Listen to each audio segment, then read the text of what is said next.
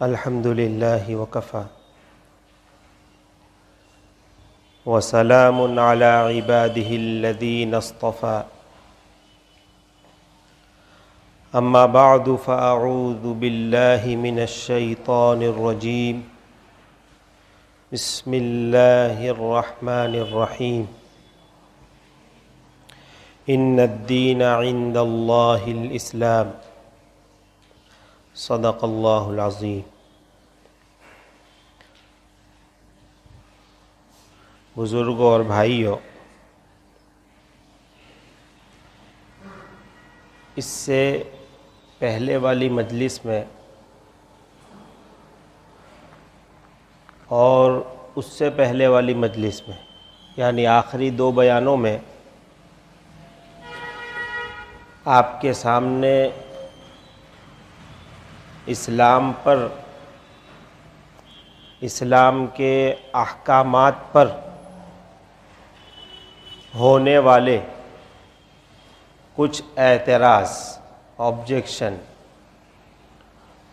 और उसके जवाब मैंने पेश किए थे।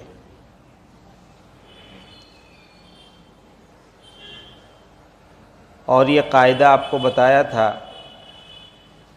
कि दीन इस्लाम अल्लाह का बनाया हुआ कानून है। इसमें कहीं उंगली रखने की जगह नहीं, साफ़ सुथरा, कंप्लीट, परफेक्ट, यूज़फुल, ज़बरदस्त कानून है। कम फहमी की वजह से, अक्ल की कमी की वजह से कभी कभी बड़ी बात आदमी को समझ में नहीं आती, तो वो उस बात का कसूर नहीं होता, बल्कि अपनी लाइल्मी, अपनी कम इल्मी और अपनी समझ का कसूर होता है। इस पर मैंने पिछली दोनों मजलिसों में ज़ोर दिया और आज भी इसी सिलसिले में कुछ बात करनी। इस्लाम में कोई कजी नहीं, इस्लाम के किसी हुक्म में कोई कमी नहीं, ज़र्रा बराबर नहीं। लोग एतराज़ करते हैं हमें परेशान करने के लिए। अल्लाह न करे अगर हमारे सामने इस्लाम पर कोई एतराज़ आता है तो हमें उसका जवाब उलमाए किराम से समझना चाहिए। ये बात पहले भी बता चुका हूँ कि अगर इस्लाम के किसी छोटे से छोटे हुक्म के बारे में शक शुबा हो जाए तो आदमी का ईमान ख़तरे में पड़ जाता है। खैर, ये बात मैंने दोहराई। गुज़श्ता बयान में आखिर में मसला चल रहा था हलाले का, कि लोग एतराज़ करते हैं कि इस्लाम औरत की इज़्ज़त नहीं करता।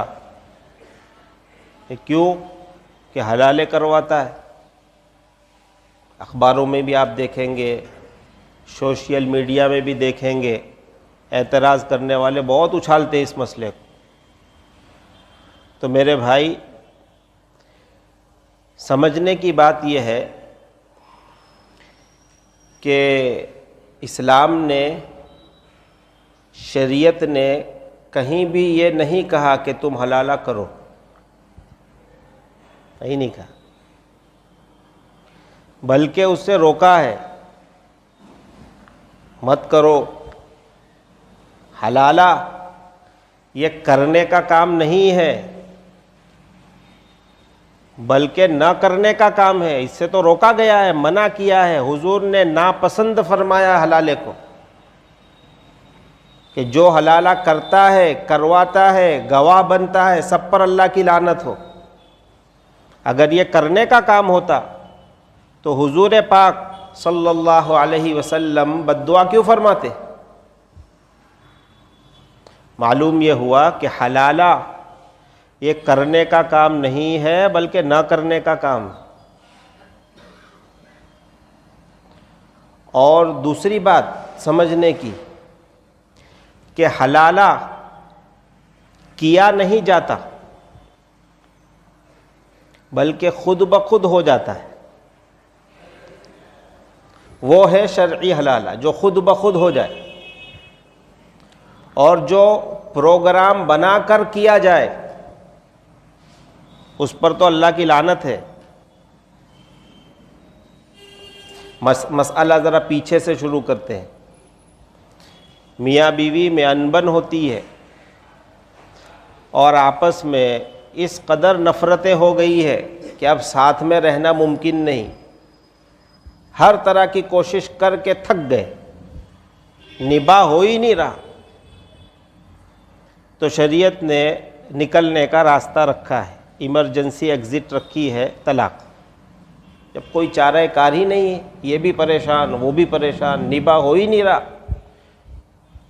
तो शरीयत ने यह नहीं कहा कि 7 चक्कर घूम लिया अब 7 जन्म का साथ है, अब साथ में ही रहो, नहीं। उसने निकलने के लिए रास्ता रखा है। अगर परेशान हो जाओगे फिर देखो ये रास्ता है, लेकिन ये इमरजेंसी एग्ज़िट है, ये नॉर्मल एग्ज़िट नहीं है। जब तंग आ जाए आदमी, कोई रास्ता ना रहे, तो उसको खोलना है। और उसका तरीक़ा बताया कि जब तलाक़ देने की ज़रूरत पड़े तो एक तलाक़ दो। और जैसे हम निकाह करते हैं तो मशवरा करते हैं, कुछ लोगों से पूछते हैं, इस्तिखारा करते हैं, इत्मीनान के बाद फिर निकाह का फ़ैसला लेते हैं, तने तन्हा नहीं लेते। तो तलाक़ में भी यही होना चाहिए, आदमी मशवरा करे, ठंडे दिमाग से सोचे, जिस पर भरोसा हो उससे मशवरा ले, राय ले, फिर इत्मीनान हो जाए तो तलाक़। ये कोई गुस्से में देने की चीज़ नहीं है, ये गुस्सा आया तो एक चपत लगा दी, ये वो चीज़ नहीं है। ये ठंडे दिमाग से फ़ैसला लेने की चीज़। तलाक़ देनी है तो शरीयत ने कहा एक तलाक़ दो, ये सुन्नत तरीक़ा है जो हुजूर ने सिखाया, एक तलाक़। बहुत से मुसलमान ये समझते हैं कि जब तक 3 ना दो वहाँ तक तो होती ही नहीं तलाक़, वो 3 को ही तलाक़ समझते हैं और फट फट फट 3 बोल देते हैं, तो उनको तसल्ली होती है कि हाँ हुई। ये बिल्कुल गलत तरीक़ा है। हुजूर पाक सल्लल्लाहु अलैहि वसल्लम ने 3 तलाक़ें देने से मना फरमाया है। और हज़रत उमर फ़ारूक रदी अल्लाह ताला अन्हु जब बादशाह थे, खलीफा थे, और उनके सामने कोई ऐसा मामला आता कि किसी ने 3 तलाक़ें दी हैं, तो उसको बुलवाकर कोड़े से सपाटे लगवाते थे उसको, दूसरों को इबरत हो कि ये ठीक नहीं है। 3 तलाक़ तो कोई चीज़ ही नहीं है, एक देनी है। बहुत नफ़रत हो गई है, 2 दे दो, बस रुक जाओ। अब देखो सिस्टम शरीयत का, मियाँ बीवी में अनबन हो गई, निबाह की कोई शक्ल नहीं, मशवरा करके फ़ैसला लिया, एक तलाक़ दी। अब दोनों छूटे पड़ गए, वो अपने घर, ये अपने घर। अब इनका दिमाग ठीक होगा, यार ये फ़ैसला तो बराबर नहीं हुआ। बीवी थी तो कम से कम खाना तो देती थी मुझे, वो बीवी सोचती है कि शौहर था तो दवाई तो लाके देता था मुझे, एक सहारा था मेरा। अब दोनों को अफसोस हो रहा है। शरीयत ने कहा एक ही तलाक़ दी है, कोई मसला नहीं। अगर इद्दत नहीं गुजरी, चल रही है, 3 महीने की इद्दत होती है तलाक़ की, अगर इद्दत चालू है और मियाँ बीवी दोनों फिर साथ में रहना चाहते हैं, वैसे ही साथ में रहते हो जाओ, कुछ नहीं करना, रुजू हो गया, गोया कि वो तलाक़ कैंसिल हो गई, लेकिन आपने उसको इस्तेमाल कर लिया है, इस्तेमाल हो चुकी वो। अब आपके पास 2 तलाक़ें बाकी, एक तो आप यूज़ कर चुके, फिर हमने उसको डेड कर दिया, जैसे बॉम्ब कहीं रखा हुआ है, पता चला वहाँ बॉम्ब है, वो जाते हैं, जाकर उसको डिस्पोज कर देते हैं। बॉम्ब तो गया कि नहीं? तो उसी तरह है, तलाक कैंसिल हो गई, ख़त्म हो गई, लेकिन यूज़ तो कर लिया आपने। अब 2 तलाक़ें आपके पास बाकी रही, दोनों साथ में रहो, कोई मसला नहीं। चलो, अगर किसी बंदे ने बीवी को 2 तलाक़ें दी हैं और इद्दत के अंदर अंदर साथ में रहने का फैसला हो जाए, वैसे ही साथ में रहो, चलो तलाक कैंसिल हो गई। अब एक बाकी है आपके पास। बंदे ने अपनी बीवी को 1 तलाक दी या 2 तलाक़ें दी और इद्दत पूरी हो गई।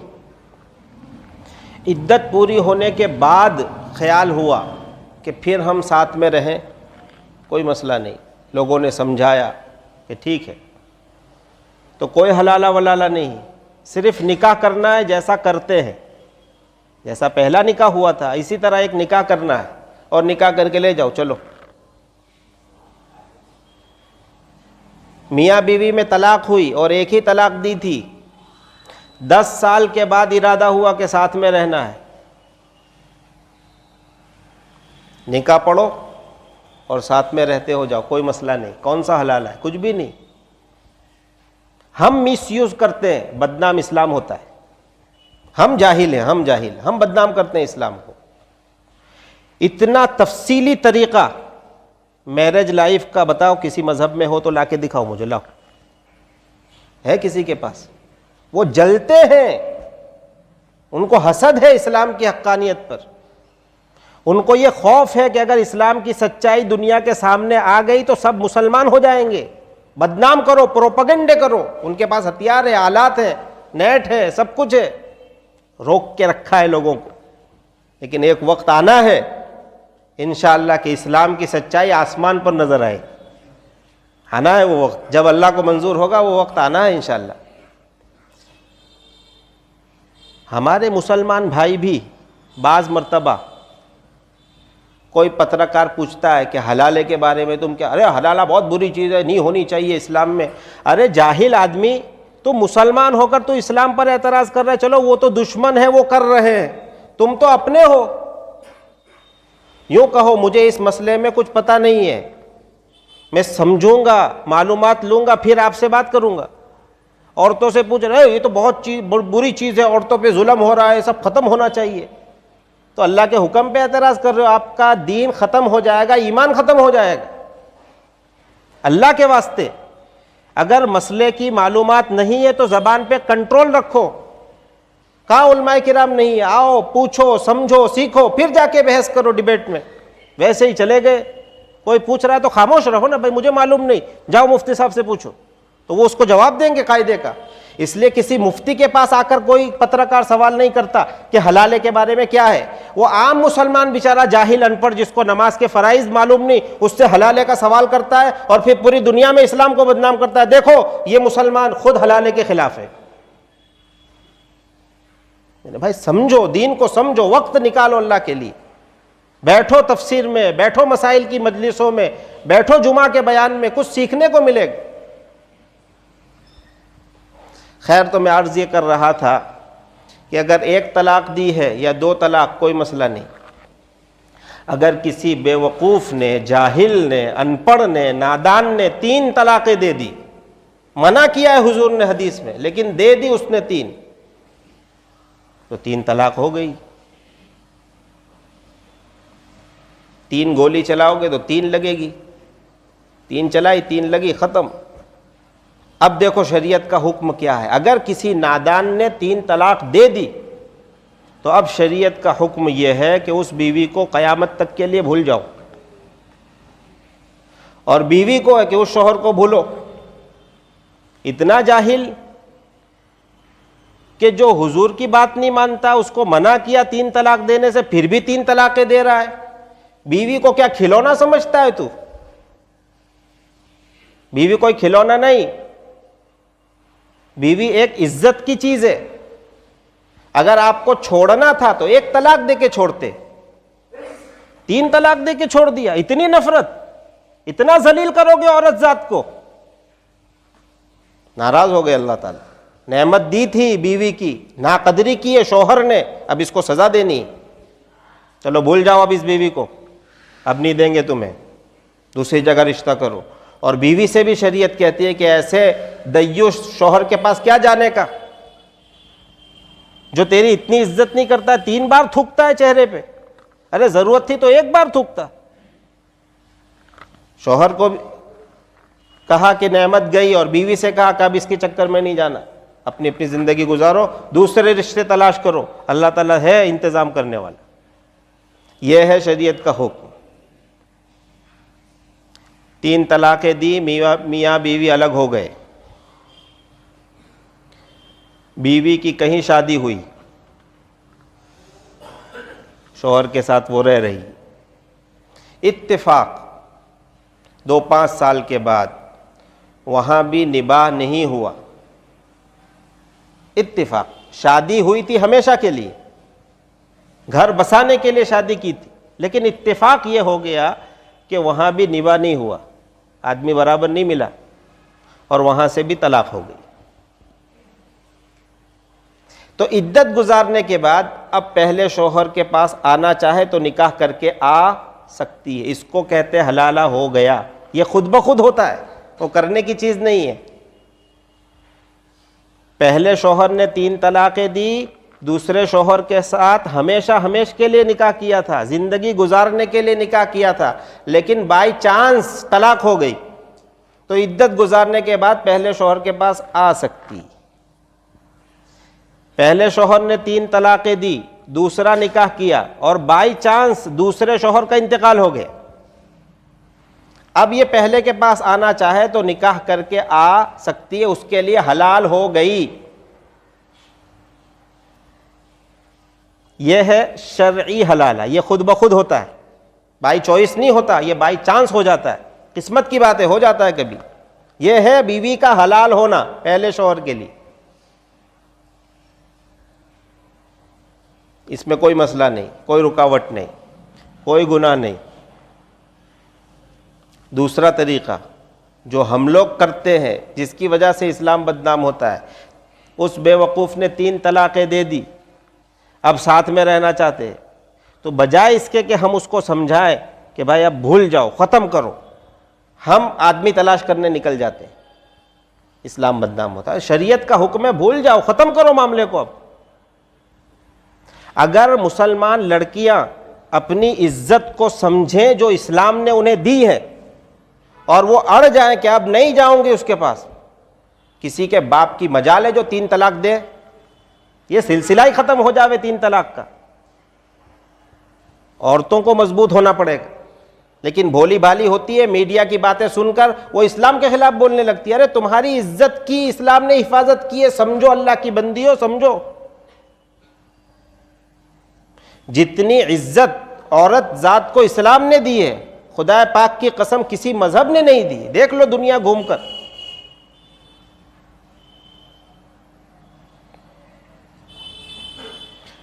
तीन तलाक़ें दे दी, इद्दत पूरी हुई, अब उसी के पास रहना है,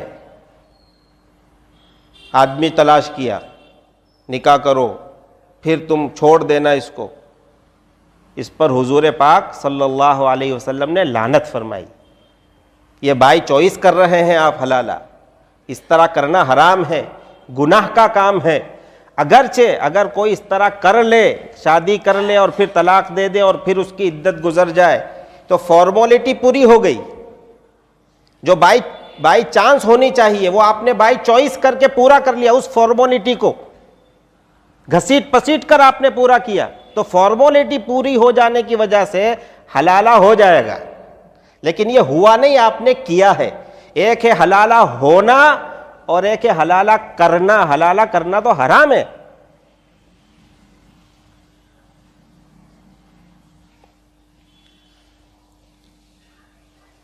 बात शायद आपको समझ में आई होगी। यह है मेरे भाई इस्लाम की असल तस्वीर। कभी ऐसा होता है कि शौहर ने 3 तलाक़ें दे दी, उनको समझा रहे हैं कि भाई अब साथ में नहीं रह सकते, मामला ख़त्म हो चुका, लेकिन जिद पे अड़े हुए हैं, नहीं साथ में रहेंगे ही रहेंगे। समझाने के बावजूद नहीं मान रहे, धमकियां देते हैं बाज मर्तबा कि अगर तुम हमारा हलाला नहीं करा के दोगे तो हम वैसे ही रहेंगे साथ में। यूं धमकी देते, अब मसले आ रहे हैं हमारे पास, यूं धमकी देते। कोई धमकी देता है कि अगर हमारा हलाला नहीं करवा के दोगे हम सुसाइड कर लेंगे। ऐसी सिचुएशन सामने आ गई तो ये मजबूरी का दर्जा है। बजाय इसके कि वो जिनाकारी में मुब्तला हो और उसकी औलाद भी हराम की पैदा हो, उससे अच्छा है कि उसको फॉर्मेलिटी से गुजारो। बजाय इसके कि एक आदमी की जान चली जाए, सुसाइड करके मर जाए, वो बहुत बड़ा गुनाह है, उससे छोटे वाला गुनाह करके उसको निकालो रास्ते से। ये मजबूरी की सूरत है, मजबूरी की। इस्लाम किसी सूरत में हमें अकेला नहीं छोड़ता। यूं हो जाए तो ये कर लो, और यूं ना हो तो फिर ये, और यूं हो जाए तो ये कर लो। लेकिन इस्लाम ने कहा ऐसा करना मत, ये अच्छी चीज नहीं है। हुजूर ने लानत फरमाई है इस पर। अल्लाह तबारक व तआला हमें बात समझने की तौफीक अता फरमाए। एक एतराज था हलाले के बारे में, मैंने कोशिश की कि आपको समझाऊं, उम्मीद है शायद समझ में बात आई होगी। दूसरा एतराज, जनाब नबी पाक सल्लल्लाहु अलैहि वसल्लम ने 11 निकाह किए हैं और एक वक्त में ज़्यादा से ज़्यादा 9 बीवियां आपके निकाह में रही है। कितनी? 9। बहुत से इस्लाम दुश्मन एतराज़ करते हैं, नाऊज़ु बिल्लाह सुम्मा नाऊज़ु बिल्लाह। वो कहते हैं कि पैगंबर इस्लाम ख्वाहिश परस्त थे, नाऊज़ु बिल्लाह मिन ज़ालिक, इसलिए इतनी बीवियां उन्होंने रखी। मुसलमान कहते हैं हमारे नबी आइडियल हैं, आइडियल है। ऐसे शख्स को आइडियल बनाते हो? इस तरह से एतराज़ करते हैं। अगर कोई आपके सामने एतराज़ करे, आपको पूरा मसला मालूम नहीं है, पूछ लो, जवाब देने की फिक्र मत करो, हर सवाल का जवाब नहीं दे सकते। इस तरह का जो एतराज़ है, इसके जवाब देने से पहले हम सामने वाले से भी एतराज़ कर सकते हैं कि आपके मज़हब के फला फला बड़े लोग जिनका किताबों में जिक्र है, उनकी कितनी बीवियां थी ज़रा बताओ। वो ऐसा भागेगा फिर कभी नहीं लौट के आएगा। 200-200 बीवियां साहब, 800-800 बीवियां साहब, 900-900 बीवियां। तुम हम पे एतराज़ करोगे, लेकिन हम जाहिल मुसलमान, जाहिल, अपने मज़हब को नहीं समझते और फिर उनके सामने दबने लगते हैं। अरे सीना तान के रहो मेरे भाई, हम हक पर हैं और हम सीना तान के कहते हैं हम मुसलमान हैं और इस पर हमें गर्व है, हमें फ़ख्र है, हमें प्राउड है कि हम मुसलमान हैं। अल्लाह और उसके रसूल का नाम लेते हैं और लेते रहेंगे मौत तक। कोई हमारा ईमान नहीं छीन सकता। प्राउड होकर को मुसलमान है, बोलो हम मुसलमान हैं। दबने की क्या बात है? हम हक पर हैं, फिर क्या दबना। लेकिन हम चूंकि जहालत का शिकार है, दीन का इल्म हासिल करने को तैयार नहीं, दीन के बयान में बैठने को तैयार नहीं, दीन की मजलिस में जाने को तैयार नहीं, फिर हम इसका शिकार होते। सवाल होता है, जवाब नहीं दे पाते। मेरे भाई सुनो, अल्लाह के नबी सल्लल्लाहु अलैहि वसल्लम ने पहला निकाह किया जब आपकी उम्र 25 साल की थी।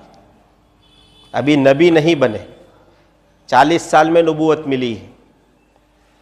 आपकी उम्र 25 साल है और अम्मी खदीजा रज़ी अल्लाह अन्हा जिनसे हुजूर का निकाह हुआ है, उनकी उम्र 40 साल है। हुजूर की 25 और उनकी 40। और मज़हब के पेशवाओं में इसकी मिसाल ला के दे दो, एक मिसाल ला के दे दो, किसी मज़हब के पेशवा की ऐसी एक मिसाल ला के दे दो। कसम उठा के कहता हूँ, ला के दे दो एक मिसाल। पहली शादी हो कवारा आदमी हो, 25 साल की उम्र हो, 40 साल की बुढ़िया से शादी की हो, लाके दिखाओ तुम्हारे मजहब में कोई मिसाल है तो। कोई मिसाल नहीं। 25 साल का नौजवान और शादी कर रहा है 40 साल की औरत से जो 2 मर्तबा बेवा हो चुकी, या एक तलाक हुई और एक मर्तबा बेवा हुई, 2 शादियां उनकी हो चुकी थी पहले, हुजूर से पहले वो बेवा हुई हैं और पहले शौहरों से औलाद भी थी।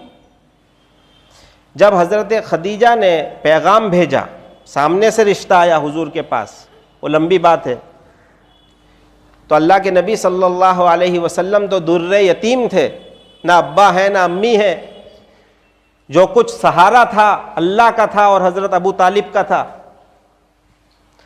तो अबू तालिब के पास गए, चचा के पास मशवरा करने के लिए कि चचा ये रिश्ता आया हुआ है खदीजा से, आपकी क्या राय है? अपने बड़ों से मशवरा करने में खैर है मेरे भाई। तो हज़रत अबू तालिब ने फरमाया कि भतीजे रिश्ता एक नंबर है, अगर तुम्हें खदीजा की उम्र पर एतराज़ ना हो, कि तुम्हारी उम्र 25 है और उनकी उम्र 40 है, अगर उम्र का एतराज़ ना हो तो बिस्मिल्लाह करो, शानदार रिश्ता है। बस नबी अकरम सल्लल्लाहु अलैहि वसल्लम ने रिश्ता कर लिया, आपका निकाह हो गया अम्मी खदीजा से, और सारी औलाद उन्हीं से हुई। और भी निकाह आपने फरमाया, लेकिन औलाद सारी हज़रत खदीजा से हुई। ये आपका पहला निकाह है। 25 साल तक हज़रत खदीजा ज़िंदा रही शादी के बाद।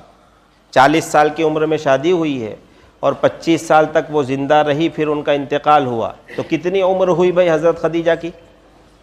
65 साल। और हुजूर की शादी हुई थी 25 साल में, तो अम्मी खदीजा का इंतकाल हुआ 25 साल के बाद, तो हुजूर की उम्र कितनी हुई? 50 साल। 25 और 25, इस 50 साल के बीच में आपने कोई निकाह नहीं फरमाया। उसी बूढ़ी औरत के साथ आप ज़िंदगी बसर कर रहे थे, एक ही बीवी। 50 साल की उम्र हो गई, अम्मी खदीजा का इंतकाल हुआ। फिर कुछ अरसे के बाद आपने दूसरा निकाह फरमाया हज़रत सऊदा से, जिनकी उम्र 54 साल, वो भी बेवा, औलाद वाली बेवा।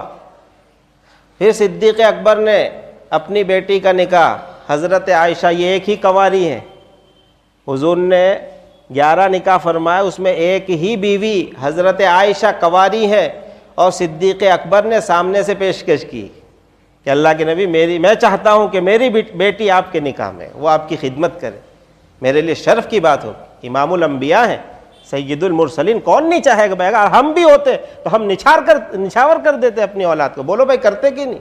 तो सिद्दीक़ अकबर थे, कौन नहीं चाहेगा कि मेरी बेटी सरकार दो आलम के निकाह में हो? इससे बड़ी शराफत की क्या चीज़ हो सकती? तो सामने से पेशकश की और अम्मी आयशा से निकाह हुआ। और बाकी के जो निकाह हैं वो हुजूर पाक सल्लल्लाहु अलैहि वसल्लम ने बाद में किए हैं। आखिरी 7 साल में दूसरे सारे निकाह हुए। 54 साल तक, 50 साल तक अम्मी खदीजा है, उसके बाद 2 साल तक हज़रत सऊदा हैं, उसके बाद जो आखिरी 7 साल की ज़िंदगी है, 63 साल में आपका इंतकाल हुआ है। तो 54-55 से लेकर 63 साल के बीच की जो उम्र है, बिल्कुल आखिरी, जिसमें आप बहुत मसरूफ़ रहते थे, निहायत बिजी रहते थे, काम बहुत बढ़ गया था और बुढ़ापे का आलम था, उस ज़माने में आपने ये निकाह फरमाए। अब बताओ कि पूरी जवानी एक बुढ़िया के साथ निकाल देने वाला आदमी, क्या वो शख्स नफ्स परस्त हो सकता है? नहीं, बिल्कुल नहीं। हज़रत आयशा से निकाह फरमाया उनके वालिद के इसरार पर। हज़रत हफ्सा जो हज़रत उमर की बेटी है, उनकी भी तलाक हो गई थी। हज़रत उमर की पेशकश पर अल्लाह के नबी सल्लल्लाहु अलैहि वसल्लम ने हज़रत हफ्सा से निकाह फरमाया। और बाकी निकाह जो आपने फरमाए इस्लामी ज़रूरत की वजह से, हज़रत ज़ैनब से आपने निकाह फरमाया, उस निकाह का नतीजा ये हुआ कि उनका पूरा कबीला मुसलमान हो गया कि हमारी बेटी पैगंबर इस्लाम के निकाह में हो और हम उनके साथ जंग करें, ये बिल्कुल ठीक नहीं भाई, मुसलमान हो जाओ। हमारे लिए शरफ की बात होगी कि हमारे ख़ानदान की बच्ची, हमारे कबीले और बिरादरी की बच्ची पैगंबर इस्लाम के निकाह में है, भाई सब मुसलमान हो जाओ। ये मुसलमान हो गए सारे लोग। तो आखिरी उम्र में जो आपने निकाह किए हैं वो दीनी ज़रूरतों की वजह से किए हैं, अपने नफ्स के लिए नहीं किए। अगर नफ्स के लिए हुजूर को निकाह करना होता तो जब आपने नबूवत का ऐलान फरमाया, 40 साल की उम्र है, नबूवत का ऐलान फरमाया, मुशरिकीन मक्का आपके पास आए कि आप क्यों नया मजहब शुरू करने जा रहे हो, आपको क्या चाहिए, पैसा चाहिए तो बताओ, हम इतनी दौलत लाकर रख देते हैं कि आपसे मालदार कोई नहीं होगा पूरे अरब में। हुजूर ने फरमाया मुझे कोई दौलत वौलत नहीं चाहिए। तो आपको लड़कियों से दिलचस्पी है तो आप बताइए, पूरे अरब में जितनी खूबसूरत लड़कियां हैं जिससे आप चाहें आपका निकाह कर देते। आप ये नबूवत की बातें खत्म करो, अल्लाह की बातें खत्म करो, बुत परस्ती पे आ जाओ। हुजूर ने फरमाया नहीं, आपको सरदार बनना है तो हम आपको पूरे अरब का सरदार बना देते हैं, ये देते हैं वो देते हैं। अल्लाह के नबी सल्लल्लाहु अलैहि वसल्लम ने एक जुमले में उनको जवाब दिया कि मुशरिकीन, ए लोगो, अगर तुम मेरे हाथ, एक हाथ में चांद और एक हाथ में सूरज भी ला करके रख दोगे तब भी मैं दावत के काम से हटने वाला नहीं हूं। मैं तो अल्लाह की तरफ बुलाता रहूंगा, मैं इस्लाम की दावत देता रहूंगा। मेरे भाई, अगर हुजूर को ख्वाहिश होती लड़कियों की तो आप उस वक्त कबूल कर लेते। अक्ल में आने वाली बात। ये एतराज़ सिर्फ और सिर्फ मुसलमानों को गुमराह करने के लिए, परेशान करने के लिए। अल्लाह रब्बुल इज़्ज़त हमें बात समझने की तौफीक अता फरमाए। व आखिरु दावाना अनिल हम्दुलिल्लाहि रब्बिल आलमीन।